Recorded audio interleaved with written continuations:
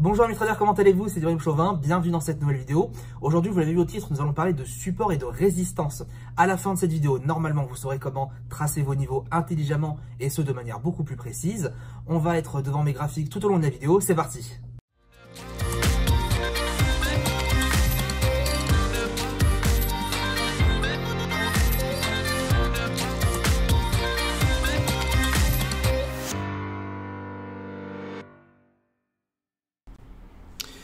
On se retrouve sur le graphique du DAX. Pour ceux qui sont habitués, vous savez, un gros fan de DAX, le DAX en UT H4. Et on va parler de support de résistance. Qu'est-ce que déjà un support de résistance? Alors je vais pas blablater là-dessus. Pour faire simple, un support de résistance, c'est une ligne. Un support, c'est en dessous du prix actuel. Une résistance, c'est au-dessus du prix actuel. Et on considère qu'un support ou une résistance se construit à partir du moment où on a 2 points de contact minimum, bien sûr pour poser la fondation. Je vais vous donner mon avis et quelques conseils dans cette vidéo et on va s'auto-répondre en fait à des questions. La première question, c'est de se demander, mais est-ce que 2 points de contact ça suffit? Est-ce qu'il n'en faut pas plus? Est-ce qu'il n'en faudrait pas moins? Et ainsi de suite. Alors, je vais vous répondre assez simplement. Pour moi, un support ou une résistance peut avoir un seul point de contact. Bien sûr, dans quel moment? Eh bien, dans le cadre où ça serait un plus haut historique. On a en ce moment sur le S&P et le Nasdaq des plus hauts historiques, donc il a bien fallu casser une résistance qui était le plus haut par exemple sur le S&P. Bon, jusque-là, vous m'aurez compris. Maintenant, à mon sens, on peut avoir 2 points de contact minimum en fonction de l'importance du support et de la résistance, mais et pour que vous soyez au mieux en train de travailler sur des niveaux importants, moi je vous conseillerais de mettre au minimum 4 à 5 points de contact minimum. Il faut comprendre déjà dans un premier temps que plus vous allez monter en unité de temps, donc plus vous allez aller sur des unités de temps élevées, donc vous allez passer du M5, vous allez aller jusqu'au H4, et bien forcément sur le H4, vos niveaux vont être beaucoup plus importants, et l'importance de ces niveaux sur du H4 va être nécessaire pour pouvoir trader par exemple sur du M15. Le support ou la résistance vont servir dans 4 cas différents. À quoi ça sert? En gros, le support ou la résistance peut servir de cassure. On se dit, voilà, lorsque mon marché va casser tel niveau, je vais prendre un exemple sur le graphique. Là, ici, vous voyez que j'avais un niveau au plus haut. Quand je casse ce niveau, eh bien, mon marché va potentiellement continuer dans le sens haussier. Bon, ça, technique de base, cassure de résistance, on achète, pourquoi pas, voilà. Ça peut aussi servir comme pullback, c'est-à-dire qu'on va attendre une cassure, et pourquoi pas attendre un pullback, c'est-à-dire un pullback, c'est un marché qui rebondit sur son niveau. On peut s'en servir comme objectif, donc se dire, voilà, si moi je suis à l'achat ici, mon objectif, ça va être ma prochaine résistance. En aucun cas, et ça c'est mon grand conseil, chercher d'objectifs plus haut que la résistance, puisqu'on n'anticipe pas. Il y a une règle assez importante en trading qui dit qu'on n'achète pas une résistance et on ne vend pas un support. Qu'est-ce que cela veut dire? Ça veut dire qu'on n'achète pas une résistance dans le sens où on n'achète pas une anticipation de cassure de résistance. Si j'ai un trade à l'achat à, imaginons, 11 500, si mon objectif est à 12 000 et que j'ai une résistance clé à 11 800, eh bien je suis dans l'erreur parce que je considère que le marché va casser la résistance. Or, à l'instant T, je n'ai aucune certitude et on ne pourra jamais avoir de certitude. Ne pensez jamais que mon marché, tiens, lui, je suis sûr qu'il va faire ça. Non. Le marché, et ça, il faut vous habituer à parler comme ça, et je me force, ça fait des années, moi, mais personnellement, que je me force aussi à parler comme ça, le marché a une plus grande probabilité d'aller à la hausse. Mon marché a une probabilité d'avoir à la baisse. On ne peut pas dire mon marché va à la baisse. Non. Alors si votre marché baisse assez rapidement d'un coup, oui, votre marché baisse. Mais votre marché ne peut pas aller à la baisse. Vous ne pouvez pas savoir ce qu'il va passer dans les 5, 10, 15 prochaines minutes, voire même dans les 10 prochains jours. C'est pour ça d'ailleurs, petite parenthèse, que les options binaires sont absolument ignobles, complètement de l'arnaque et absolument inutiles, parce que, encore une fois, nous ne sommes pas des Madame Irma puissance 1000, nous n'anticipons pas le marché. Donc il ne faut pas anticiper une cassure de la résistance. Lorsque vous achetez, cherchez votre prochaine résistance, mais ne pensez pas qu'elle sera cassée. Et pareil, bien sûr, bien l'effet, même effet sur la résistance ou le support, peu importe. Quatrième point, pardon, c'est le stop de protection. Il est possible que lorsque vous achetez, par exemple, vous achetez à 11 858, juste là, vous achetez, imaginons un pullback, hein, même si ça n'a pas été le cas sur le graphique, vous avez compris l'exemple, eh bien il est possible de se dire, ok, eh bien moi, mon objectif va être, je sais pas, un peu plus haut, 100, 200 pips, ou à la prochaine résistance. Si ma prochaine résistance se situe ici, eh bien ça sera mon objectif à l'achat, et mon stop de protection, donc mon stop loss, eh bien je vais le positionner quelques pips en dessous de mon support, 11 805, de manière à ce que si, au cas où mon marché veut revenir chercher les 11 805 et qu'il repasse à la hausse, et bien dans ce cas-là, j'aurais, on va dire, sécurisé mon trade. Et si vraiment les 805 ne sont pas un niveau que le prix, en l'occurrence le DAX, veut passer à la hausse, veut casser pour accéder à des niveaux supérieurs, eh bien, je prends ma perte, j'assume ma perte, et c'est pas grave, je reviendrai plus tard, ou alors je me dis, tiens, maintenant que j'ai invalidé mes 11 805, eh ben, je vais me mettre à vendre, parce que je considère que le marché ne veut plus monter, donc il veut très probablement baisser. Voilà, ça c'est les 4 objectifs d'un support et d'une résistance. Maintenant, pour moi, et c'est le grand conseil que je vais vous donner pour tracer des meilleurs niveaux, le plus important, c'est de se fondre dans la masse. Il faut à tout prix étudier le comportemental. Lorsque vous allez tracer, quel que soit le niveau, il faut tout le temps chercher à faire de l'analyse comportementale. Qu'est-ce que l'analyse comportementale? L'analyse comportementale, c'est l'étude du comportement des investisseurs sur notre marché. Et comment ça s'étudie? Eh bien, ça s'étudie en fonction de la volatilité.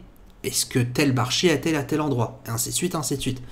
Aujourd'hui, typiquement, pour vous donner un exemple beaucoup plus concret, le comportemental de mon marché aujourd'hui, eh bien, il est tel que j'ai une indécision des investisseurs, on ne sait pas vers quelle direction aller. D'un côté, on a la NFP demain à 14h30, donc ça anticipe déjà pas mal, mais quoi qu'il en soit, le comportemental est là. Alors, je ne vais pas vous faire tout le comportemental, là c'est une analyse très très simple pour que vous puissiez comprendre, mais mon marché, pour l'instant, est indécis. Point à la ligne. À partir de là, je sais comment maintenant commencer à trader. Eh bien, les supports et les résistances, ça marche exactement pareil. La question qui revient le plus souvent par rapport aux supports et résistances, c'est est-ce que je dois mettre ma ligne sur le prix le plus haut, sur la mèche, sur le cours de clôture, et ainsi de suite, ou concrètement, je dois mettre ma ligne? Eh bien, la réponse, elle est dans l'étude du comportement. Parce que, à mon sens, on ne peut pas se dire, tiens, je vais tout le temps mettre un support sur le prix de clôture. On doit chercher le comportemental. Je vais vous donner un exemple, vous allez assez rapidement comprendre, parce qu'il est déjà beaucoup plus logique. Donc on va partir toujours sur du H4, et vous allez le voir juste là. Vous voyez qu'ici, j'ai un niveau, un point bas, et ici, j'ai un point bas. Jusque là, assez logique. Hein. Je peux, par exemple, tracer un support que je vais mettre, par exemple, sur le point de la mèche. Le point de la mèche, il est ici, il est situé tout à droite à 11 401. Ok. Lorsque je vais regarder mon deuxième point de contact, eh bien mon deuxième point de contact n'a pas de contact en fait sur ma ligne, et il a un contact, si on veut être encore le plus précis possible, il va avoir à peu près 3,5 pips de non-contact avec mon niveau 11 401. On peut se dire, ok, c'est pas grave parce qu'à l'instant T, j'aurais su que... Non, il n'y a pas de tout ça. La ligne, et ça c'est le problème de la ligne, c'est que un support tout simple ne permet pas d'encadrer un maximum votre prix. Votre prix, lui, est statique, il est figé dans l'historique. Mais à l'instant T, votre prix est dynamique. Il va réagir en fonction de l'actualité macroéconomique, en fonction du nombre d'acheteurs et de vendeurs, en fonction de telle activité. Le prix est extrêmement dynamique. Et à mon sens, avoir uniquement des lignes sur vos niveaux ne vous permettront pas de profiter, on va dire, de retournements, d'impulsions, de cassures, d'objectifs, comme on l'a dit tout à l'heure. Tout ça, pour moi, ce n'est pas assez. C'est pour ça que, je ne vais pas en parler dans cette vidéo, mais il est important de tracer des zones. Une zone, c'est un regroupement, c'est une accumulation de supports qui sont plus ou moins à côté de votre support principal. Quoi qu'il en soit, la question peut se poser, est-ce que je mets ma ligne sur mon prix à la mèche, tout en bas, 11 401, ou alors est-ce que je ne pourrais pas mettre ma ligne sur le cours de clôture au plus bas? Et dans ce cas-là, mon support sera à 11 409. Eh bien, la question et la réponse, elle est très simple. Une mèche va vous donner, et il faut comprendre qu'est-ce qu'une mèche. Une mèche à l'instant T, c'est le prix le plus haut, ou en l'occurrence ici le prix le plus bas, sur lequel le prix a été. Donc il s'agit avant tout d'un mouvement euphorique pour aller chercher des niveaux assez importants. L'intérêt de la mèche, c'est qu'on peut être le plus précis possible.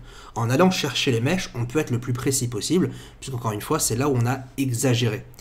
Le prix du corps, donc le cours de clôture ou le cours d'ouverture, en l'occurrence ici c'est un cours de clôture, le cours du corps, lui, va, en fonction du chandelier, de l'impulsion à l'instant T, va être assez souvent un peu plus reculé par rapport au vrai support, par rapport au cœur du support principal, mais il va être beaucoup plus sécurisé. C'est-à-dire qu'on va avoir très souvent des marchés, et on le voit dans cette situation ici, le corps, la mèche ici, donc du vendredi 8 mars 2019 à 13h, eh bien le marché a été chercher le niveau 11 409, un petit peu plus bas, parce qu'on a cet élément de sécurité. On n'a pas été visé là où les traders ont été cherchés le plus loin, on a été cherché là où les traders se sont contentés de clôturer. Et ça fait toute une différence. Et c'est ça l'analyse comportementale. C'est de se dire à quel moment ou à tel moment, qu'est-ce qu'ils ont voulu nous dire? Qu'est-ce qu'ils ont voulu faire concrètement sur le prix? Si, encore une fois, je place mon corps, mon support sur la ligne, je n'ai plus qu'un point de contact. Si je le mets sur le corps, j'en ai deux. Et à mon sens, c'est ça toute la stratégie de tracer ces niveaux, ces supports et ces résistances intelligemment. Regardez le comportemental. Dans ce cas, quel est le meilleur exemple? Le prix de la mèche ou le prix de la clôture? Et moi, je vais vous dire, c'est le prix de la clôture. Parce qu'il englobe ici le vendredi 8 mars, et c'est surtout qui nous permet d'avoir une sécurité, puisque si on allait chercher le plus bas, eh bien, si on était, imaginons, à la vente le vendredi avant 13h, on se serait fait stopper, peut-être qu'on aurait même perdu la position, alors que le marché aura été quasiment à 3,5 pips près sur mon support 401. Est-ce que vraiment, vous pensez que ça vaut réellement le coup, pour 3,5 pips, d'essayer de se dire, non, moi je veux absolument mon niveau 11 401.7, et ça sert à rien. C'est bien de vouloir être obstiné sur son plan, et moi le premier, je vais toujours vous dire, tenez votre plan, mais tenez un plan logique et fiable. Ce plan-là, si vous cherchez trop haut ou trop bas à chaque fois, ne vous permettront pas de trader sur du long terme. Parce que vous allez avoir plus d'objectifs qui n'ont pas été validés, vous allez avoir plus soit de pertes, soit de trades à break-even, donc sur le point d'entrée, ce qui fait que en termes de trade gagnant, trade perdant, votre balance, elle va très très rapidement s'inverser. Donc ça, c'est vraiment l'erreur type. Donc pour prendre quelques supports et résistances, et on va en faire quelques-unes dans cette vidéo, c'est pour vous montrer globalement comment on peut en trouver. Alors, pour moi, déjà, ça part d'une base, d'un constat que le support et la résistance la plus importante se basent sur les figures techniques. C'est tout à fait logique. Les supports et la résistance sont réellement constitués sur les niveaux techniques. Ça peut être un triangle, ça peut être un double top, ça peut être un triple bottom, ça peut être un range, que ce soit le haut, le bas, et ainsi de suite. Voilà, l'essence même d'un bon niveau, ça reste la figure technique. Encore faut-il, et oui, c'est ça le plus important, déterminer en fait la figure technique. Par exemple, là si je dois donner une figure technique sur le DAX, eh bien je donnerai le range. Le range qui pour moi, attention bien sûr, chacun est libre d'avoir ses propres tracés. L'analyse technique c'est quelque chose qui est très personnel, vous serez peut-être pas d'accord sur mon tracé, vous aurez peut-être ici, peut-être le haut, vous le verrez là, bref, peu importe, dans tous les cas, une analyse technique est toujours différente en fonction de l'investisseur, mais logiquement si l'analyse technique est bonne, elle devrait être retrouvée par tout le monde. Donc on a le bas du range, on a le haut du range, donc si on a le haut du range ici, c'est que ce niveau-là est important. Et en fonction de cette figure technique, je vais pouvoir identifier plusieurs niveaux. Donc sur les milieux de range, personnellement, avec la technique de range que j'ai mis en point, j'identifie tout le temps le milieu de range, ici, qui, à mon sens, est très très important pour pouvoir trader. Et on se rend compte que oui, c'est un support et c'est une résistance utile. un contact, deux contacts, trois contacts, quatre contacts, 5 contacts en ouverture, le marché explose, c'est quand même un niveau important. Et on pouvait même le voir qu'avant, il avait même été déjà travaillé, puisqu'il y a eu 2 contacts supplémentaires. Donc l'essence même du support de résistance réside dans le fait qu'on ait une figure technique, encore une fois que ce soit range, double top, et ainsi de suite, ainsi de suite. Ça déjà, je pense qu'on est tous d'accord là-dessus, et c'est important quand même de le préciser.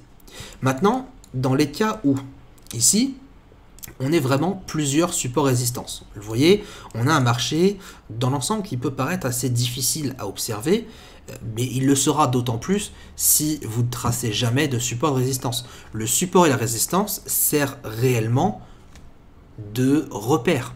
Si vous n'avez pas de niveau, vous ne pouvez pas vous repérer. C'est très important. Si je traite comme ça, moi personnellement, je me serais perdu. Je ne peux pas me repérer si je n'ai pas de niveau. Parce que les niveaux permettent d'avoir des niveaux, des lignes psychologiques sur lesquelles les investisseurs seraient potentiellement capables de trader à la hausse ou à la baisse. À partir de là, une fois que j'ai quadrillé mon graphique, donc quadrillé qui veut vraiment dire chercher tous les supports, toutes les résistances, c'est là que je vais réellement pouvoir faire quelque chose de bon. En tout cas, au moins du vrai trading.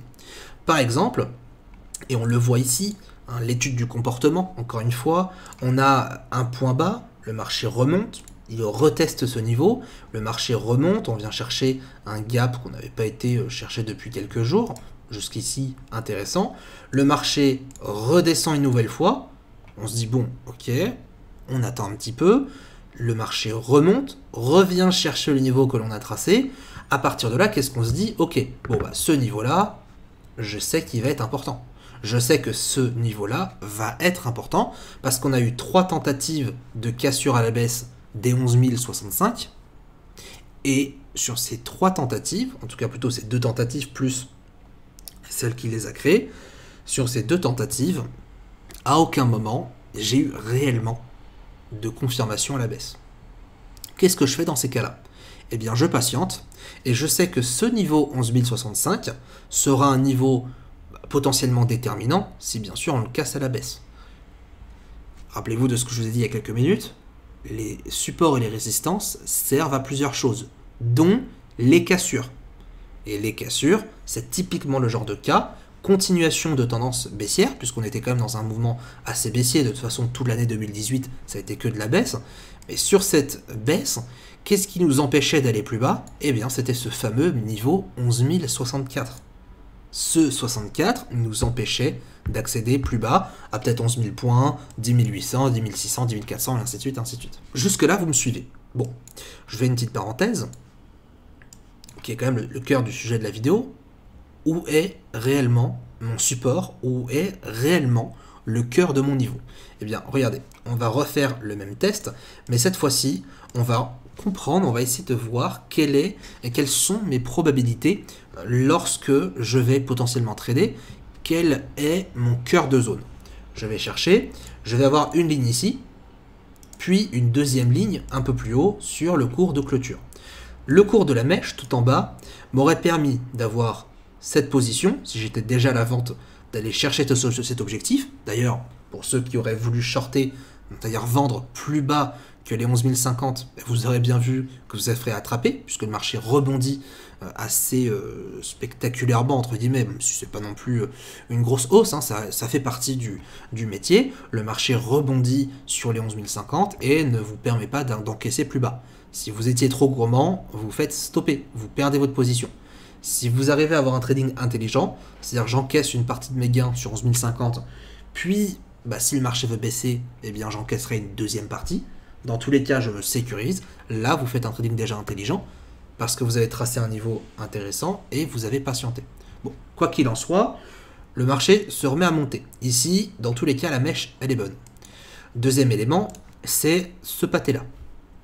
Ce pâté-là, concrètement, qu'est-ce qu'il nous indique? Écoutez, il nous indique qu'on a une belle mèche baissière, on a un doji ici, à la clôture, le marché gap à la hausse et remonte une nouvelle fois sur 11 530. Bon, rien de grave. Si je le mets sur le cours du corps, qu'est-ce que j'obtiens? Et bien sur le cours du corps, j'obtiens que mon marché clôture pile poil sur mon niveau 11 065, Dans tous les cas, ici, ça a été tapé. Donc jusque-là, bah, j'ai une sécurité supplémentaire. Donc l'exemple n'est pas assez frappant, mais l'exemple est quand même bien là. L'exemple en lui-même vous permet d'avoir des meilleures prises de décision et surtout des décisions qui sont quand même plus logiques. Par la suite, on verra bien qu'à l'ouverture, à la cassure de cette bougie H4, le marché dégringole. Qu'est-ce que vous faites dans ces cas-là? Bah, vous essayez de vendre. Hein. Le but, quand vous cassez un support pareil, c'est d'essayer de vendre le plus possible en soi, bien sûr de manière sécurisée, avec un risque bien défini, pas plus de 2% de son capital comme d'habitude, pour aller chercher vos objectifs, en tout cas vos différents objectifs sur votre prix. Ce niveau 11 064, il va être quand même assez important, puisque même si on l'a cassé, on pourrait se dire, bon bah c'est bon, 11 064, le marché l'a cassé, il l'a oublié. Attention, erreur, le marché n'oublie jamais. Le marché réagit en fonction de la loi de l'offre et la demande. Et donc forcément, si quelqu'un se dit, tiens, moi je vais acheter parce que je considère qu'il y a ceci et cela, et il va rentrer avec un gros contrat, un tel le suit, et ainsi de suite, et ça fait une chaîne, et on se retrouve avec un bloc de contrats immense, et le marché se remet à remonter d'un coup, c'est pas anodin. Ce n'est pas anodin du tout. Mais vous remarquerez qu'on l'a tapé une fois, et qu'on l'a réintégré 2 fois à ce niveau. C'est 11 064, eh bien, c'est un niveau important. Et en fonction du plan de trading que vous allez avoir, vous allez pouvoir ensuite construire tout un scénario. Encore une fois, je ne prends pas le support et la résistance la plus frappante. Je peux vous en prendre un dernier, et ça sera encore une fois un exemple dans cette vidéo. Vous allez pouvoir constater de ce niveau-là. Vous voyez ce niveau-là? Même chose, hein. On avait pas mal baissé au mois de mai et au mois de juin. Bon, ça nous a freiné un petit peu, on pull back une nouvelle fois, le marché rebaisse, et on voit que bah, sur ce niveau rouge tout en bas, le marché le tape un tout petit peu, remonte une nouvelle fois, et recasse par la suite. Qu'est-ce qu'on aurait pu faire? Eh bien, se mettre à vendre à la cassure et espérer chercher un maximum de profit. Alors attention, quand je dis vendre ici, c'est pas juste j'attends, je vends et basta. Quand je dis vendre un niveau pareil, c'est avoir tout un plan, dézoomer sur des petites unités de temps comme le M15, chercher un point d'entrée, avoir un objectif et ainsi de suite. Bon, je pense que vous le savez, pour ceux qui ne le savent pas, je vous invite à énormément réfléchir là-dessus sur comment créer mon scénario. J'ai fait déjà une vidéo là-dessus. La question qui se repose, c'est est-ce que je dois mettre mon niveau sur le cours de la mèche ou sur le cours du corps, c'est-à-dire un niveau au plus bas ici. Bah, la réponse est mitigée, et c'est pour ça que c'est très intéressant de toujours faire du comportemental. Si je mets sur le prix le plus bas, mon deuxième point de contact n'a pas lieu. Mais dans ce cas-là, bon bah, si j'étais à la vente, j'avais un objectif pile poil à 102, je me serais fait peut-être stopper. Allez, au pire des cas, au moins bon des cas, on va dire, je prends un BE, donc je perds rien du tout, mais j'aurais quand même perdu du temps. Si je mets sur le cours de clôture, ici, donc à 12 166, mon marché vient l'enfoncer, c'est-à-dire que je perds quand même un peu de profit potentiel, je perdrai éventuellement jusqu'à 55 pips de profit éventuel, ce qui est quand même énorme, et d'un autre côté, je pourrais peut-être m'exposer à croire qu'on a une cassure à l'instant T, à vendre le marché, et le marché remonte et je me fais attraper. Donc je m'expose à moins de profit, et surtout à une grosse perte potentielle si je n'ai pas un bon plan. Qu'est-ce qui est le bon cas là-dedans? Eh bien, encore une fois, l'étude comportementale. Vous regardez un petit peu ces bêches-là, à 3 reprises, on a été chercher les niveaux 11 150, mais pas au même endroit. Alors, qu'est-ce que je devrais faire logiquement? Ce que je devrais faire, c'est me mettre sur une moyenne à un endroit où j'estime que mon prix a quand même été chercher mes 3 moments clés. Parce que ces 3 moments-là, vous pouvez vous dire, ça s'est fait en quelques minutes, mais je vous rappelle qu'on est en H4. Sur du H4, on a une journée, 2 journées et une 4e journée. Donc ici, on a, je dirais exactement combien, on a 5 jours qui se sont écoulés. Et donc 5 jours, forcément, ça peut être assez long, assez lent, surtout lorsqu'on n'a pas idéalement tracé notre niveau. Donc qu'est-ce que je vais faire? Eh bien ce que je vais faire, c'est ce que je fais dans absolument tous mes niveaux, et c'est à mon sens ça le secret pour mieux trader, mieux analyser ces supports résistances, c'est faire des concessions et faire une moyenne. Et je teste. c'est pour ça que ça me prend beaucoup de temps quand on fait une analyse. C'est pour ça que n'importe quel analyste financier va vous dire que faire une analyse de niveau clé, ça prend du temps. Quand on parle de zone, bien sûr, c'est que je vais aller chercher mèche par mèche et je vais voir quelle est la mèche qui, elle, va me donner un consensus de points de contact par rapport à ma 1, 2, 3, 4, par rapport à mes 5 mèches. Si je le mets là, on va raisonner en nombre de points. Sur 5, 1, 2, 3, 4, 5, encore une fois, sur 5, j'ai 1 et 2. J'ai 2 sur 5. C'est pas assez. Si je le mets là, j'ai 1 sur 5. Si je le mets ici, ah, tiens donc, j'ai 5 sur 5. 1 point, 2 points, 3 points, 4 points, 5 points. Intéressant, je continue quand même. Ici, j'ai 4 sur 5. Ici, j'ai 4 sur 5. Où est idéalement le meilleur niveau que je le peux positionner par rapport au comportemental de mon prix? Eh bien, ça va être juste là, 12 137.4. On va arrondir à 12 137 pour que ça soit plus simple. 12 137, c'est à mon sens le niveau qui va réellement être le plus important à mes yeux. Par la suite, et ça j'ai dit je ne vais pas le développer dans la vidéo, mais par la suite, l'idée c'est de créer une zone. Pourquoi pas le mettre tout en bas et sur le cours de clôture, et vous remarquerez que grâce à cette zone qui va faire à peu près 60 pips, sur du H4, c'est pas non plus énorme, mais il ne faut pas non plus aller chercher beaucoup plus haut, vous pourrez remarquer que par la suite, hop, tout va être englobé. C'est ça l'intérêt de la zone, c'est avoir une marge de sécurité assez importante. Quand bien même, bon, là la zone en tous les cas elle est assez épaisse, et c'est pas le but de cette vidéo. Mais ce niveau 11 137 va être un niveau médian qui lui doit, dans tous les cas, l'a fait, va absorber le plus d'excès possible. C'est-à-dire que si j'ai ce niveau-là, comme par hasard, et j'ai été tradé ici, j'avais 5 chances sur 5, je parle de chance, mais je parle plutôt de probabilité, j'aime pas du tout employer le mot chance quand on parle de trading, j'ai plutôt 5 probabilités sur 5 d'aller chercher pile poil mon niveau 137. Alors bien sûr, on l'a tracé dessus, mais c'est pour vous illustrer. Et lorsque je vais revenir là-dessus, eh bien je m'aperçois que j'ai déjà beaucoup moins perdu que mon niveau premier qui était ici, vous l'avez vu, à 28 pips plus haut. Donc déjà, j'ai 28 pips potentiels de plus à prendre en termes de gains. Ça, je peux vous dire que ça peut faire beaucoup d'argent en fonction de votre gestion de risque. Et en plus de cela, vous voyez qu'ici, ça n'a pas été cherché au pip près, mais ça n'a pas été très loin. C'est-à-dire que si j'allais encore une fois plus haut, si mon niveau était ici, j'aurais gagné les 2 positions, si j'étais à la vente auparavant. Et si j'étais là, j'aurais gagné certes mes positions, par contre, j'aurais pris 50 pips de moins. Donc, tout est une question de concession.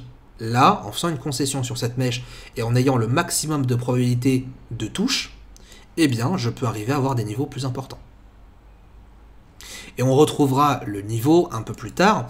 Et là, vous voyez, c'est là l'importance de la zone. C'est que même ici, eh bien, ça a été quasiment tapé à 1 ou 2, 3 pips près, maximum. D'où l'importance, encore une fois, de la zone et de ne jamais mettre une ligne unique. Parce qu'avec la zone, tout ça, ça serait annulé. Pas une zone trop grosse, mais une zone qui permet quand même d'absorber des mouvements, en tout cas des faux mouvements pour aller chercher les niveaux et repartir ensuite. Ici, ça a été cassé avec flux.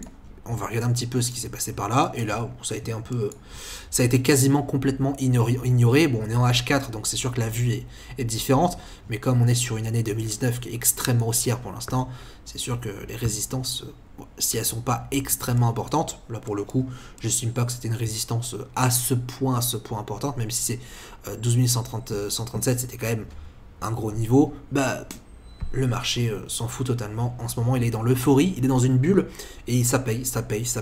Donc les résistances, malheureusement, ces derniers temps, c'est pas encore ça.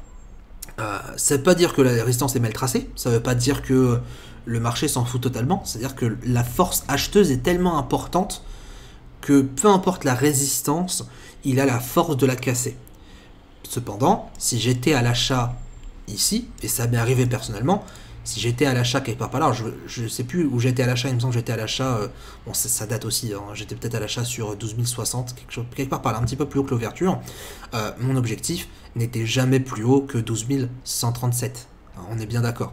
Mon niveau personnellement c'était 135, 12 135, je l'ai trouvé en hebdo et en journalier. Je n'ai pas été chercher plus haut que 12 135. J'ai pris des bénéfices à 135 et j'ai laissé mon trade. Si vous voulez casser plus haut, ce qui a été le cas, tant mieux. Pour moi, c'est que du gain. C'est un gain supplémentaire. Mais en aucun cas, je me suis dit, mon objectif, c'est plus haut que les 135. Et ça aurait été une erreur.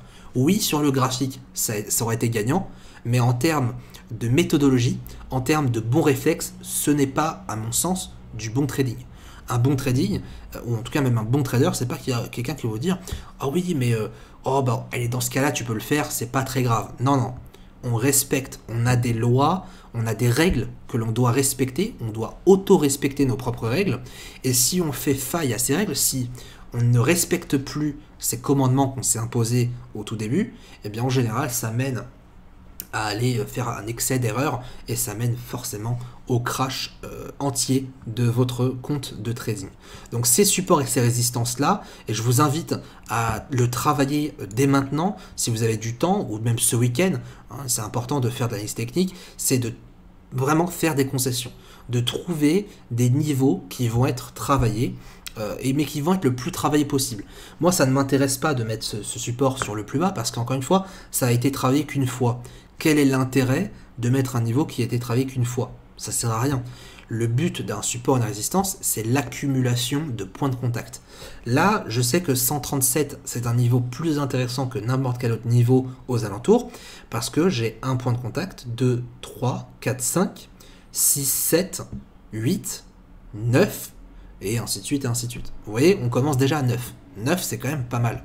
Parce que on a à chaque fois, quasiment, des réactions sur ce 12 137. Donc ça, pour moi, c'est la clé de tracer des niveaux intelligemment, faire des concessions, étudier le comportement du prix. Je pourrais vous donner encore beaucoup d'exemples, mais se fondre dans la masse, c'est le plus important. Qu'est-ce que les gars, qu'est-ce que les traders ont fait? Alors, je dis les gars, c'est une expression, mais qu'est-ce que les traders ont fait à l'instant T? Pourquoi ils sont venus chercher le plus bas? Et s'ils sont venus chercher tout en bas, est-ce que réellement ça vaut le coup pour moi d'aller mettre une zone sur 12 124? Est-ce que je ne devrais pas plutôt la mettre un peu plus haut, un peu plus bas? C'est ce questionnement-là qui est important lorsque vous faites de l'analyse technique.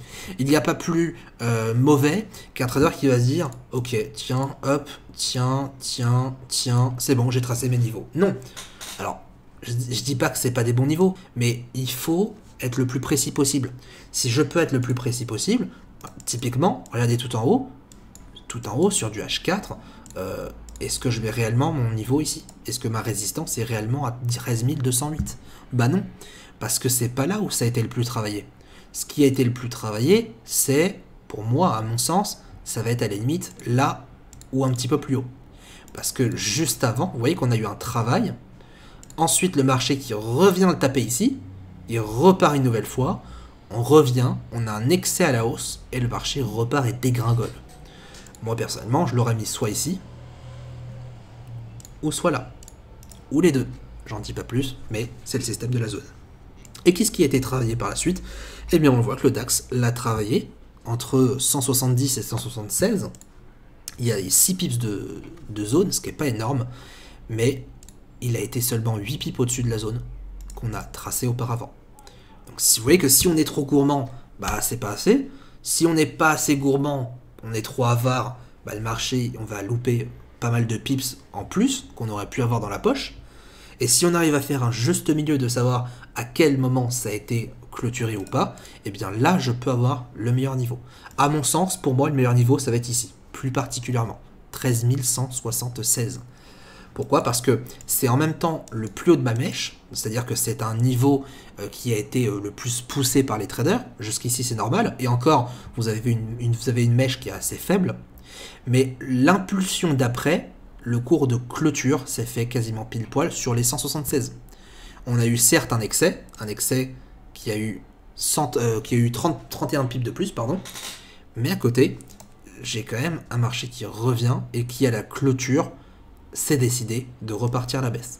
Je fais une concession, je prends la mèche parce que mon comportement m'indique que c'est la mèche qui a été le plus travaillée, et je répercute ça. Je me rends compte que par la suite, effectivement, c'était une meilleure et bien plus sage décision de le mettre à 176 plutôt que de le mettre tout en haut à 13 208.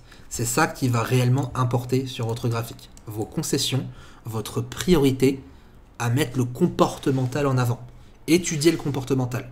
Plus vous allez passer du temps à étudier le comportemental de votre prix, et attention, je ne parle pas de comportemental que pour l'analyse technique. Vous devez étudier le comportemental pour absolument tout et n'importe quoi. Parce qu'encore une fois, ce qu'on voit, nous, à l'instant T, c'est un marché qui bouge, mais c'est aussi le comportement du prix. Le prix, finalement, c'est qu'une représentation d'une conversation en fait entre acheteurs et vendeurs. On a une discussion, on a un échange, on a un dialogue entre les acheteurs et les vendeurs. Et cette discussion-là, comme n'importe quelle discussion, que ce soit avec votre femme, votre copine, votre enfant, ainsi de suite, eh bien parfois elle va être calme, parfois elle va être moins douce, parfois elle va être un peu brutale, parfois vous allez vous énerver, parfois vous allez faire des choses dont déjà de un vous n'êtes pas forcément fier, ou alors au contraire vous êtes fier, et ainsi de suite. Eh bien le prix c'est exactement la même chose. Des fois il y a des choses qu'on fait où on n'est pas fier. On a des énormes impulsions comme ça à la hausse, on n'est pas fier, on redescend immédiatement. Il y a des moments où c'est extrêmement calme, comme ici, parce que il n'y a pas de dialogue assez... Il n'y a pas un bon dialogue.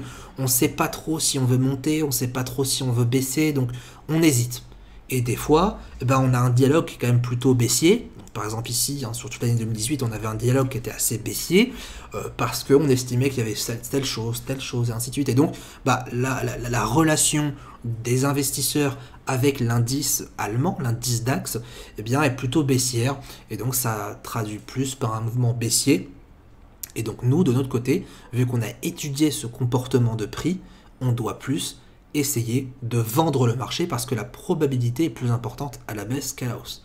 Et à partir du moment où vous comprenez ce système d'échange et ce système de dialogue, c'est là que vous allez commencer à faire de meilleures analyses. Parce que beaucoup de personnes, malheureusement, vont vraiment aborder le marché comme quelque chose de brut, comme quelque chose de... Voilà, il y a du prix, il y a des mouvements, point barre. Non, le prix, il y a des humains derrière. Oui, il y a beaucoup de robots aujourd'hui. Oui, apparemment, on serait plus de 60-70% de robots. Ok, mais au-delà du robot, le robot suit l'humain.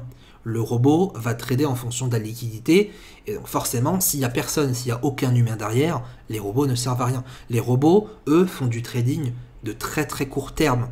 Mais ceux qui font les mouvements de fond, ce sont bel et bien les investisseurs. À partir du moment où vous savez séparer ces deux choses-là, c'est là où vous allez avoir des analyses beaucoup plus intéressantes. Voilà un peu pour cette vidéo, j'espère qu'elle vous aura aidé, elle vous aura permis d'y voir un peu plus clair sur comment tracer réellement un support et une résistance. Maintenant, c'est à vous de jouer, maintenant c'est à vous d'expérimenter et de surtout continuer à habituer votre œil, plus important, à voir ces niveaux, à être habitué à comprendre le système de comportement de marché. Si vous avez des questions, en bas dans les commentaires. Si vous voulez en apprendre plus et si vous voulez vraiment apprendre à mieux tracer vos zones, à trader vos zones, à les interpréter, je vous invite sur la formation ICT Pro, www.ictfinance.website. Vous pouvez nous rejoindre sur notre communauté. On est en live assez souvent. On a un chat étudiant qui nous permet d'échanger en temps réel 24h sur 24. Très bonne journée à tous, très bon trading et à bientôt.